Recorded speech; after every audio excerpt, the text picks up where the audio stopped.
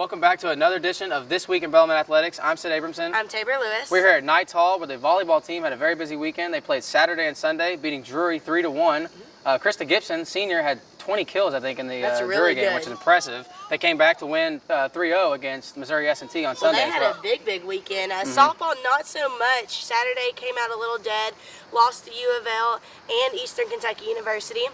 On Sunday, though, they came out a little bit better, lost 5-3 against U of L. Actually played a pretty good game, a lot different from Saturday's game, and then they actually came back to win their second game against Tennessee State. So they ended with on a good note, but it didn't start out so well. Right, and then we announced to you last week that the men's lacrosse team was having their annual alumni game, and that turned out not the way that the alumni wanted. No, it was not in their favor. The regular team, the main team, beat them very badly. It wasn't good. Was it like 14-5? I think 14 or 13-5. So I'm sure we're going to be hearing about that around campus and how they're going to be bragging about it. But congrats to the lacrosse team for beating their alumni.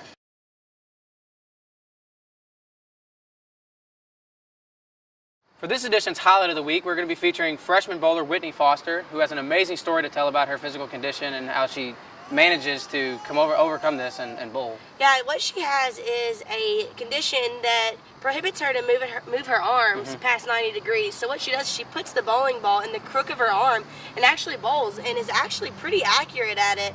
We actually got to watch her during practice and talk to her, and it was really awesome to hear what she had to say. And she wasn't only just an inspiration to us, but trying to be an inspiration to everybody. Right, yeah. She had told us when we did a story on her that she averaged 150. When she first started in high school, she started averaging 80. So, I mean, it's a huge jump, and her highest score was like 210. Yeah. Which is amazing, especially with the way she bowls and how she's overcome her stuff. Yeah, so. She has an amazing story to tell, and here she is. Well, my family was like really into sports like all my life, and so I just really wanted to find a sport that I was able to do. And so my freshman year, I was like talking to one of my friends about how I just stopped bowling with the ramp.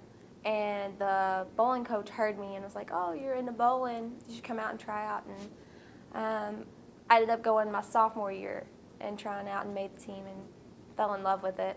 I'd stopped bowling with the ramp my freshman year, and it was basically because my dad was just like, "I'm tired of moving the ramp back and forth."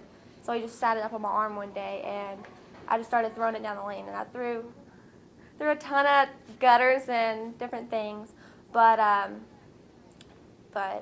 I don't know. I worked with Coach a lot, and he gave me ideas about how to stand and different things. So, okay, I know a lot of people have higher scores than me, so I just want to do better and just be as good as they are. So it pushes me to work harder and, you know, pick up my spares and like work on my strike ball and different things. We have a very busy week coming up, but before we get to the upcoming games, we want to introduce our special guest for today. Yes, this is Emerson Taylor. For all of you all that watch Wave 3 News, this is Connie and Kent Taylor's daughter. I have the pleasure of watching her 3 times a week, and she's absolutely adorable. She is giving us feedback on tonight's show, and as you can see, she's pretty entertained by it. But enough about that. We're going to tell you what's coming up this week. Well, like I said, we have a very busy week. Field hockey is back in action on Tuesday here at Bellarmine against Center College at 7 o'clock.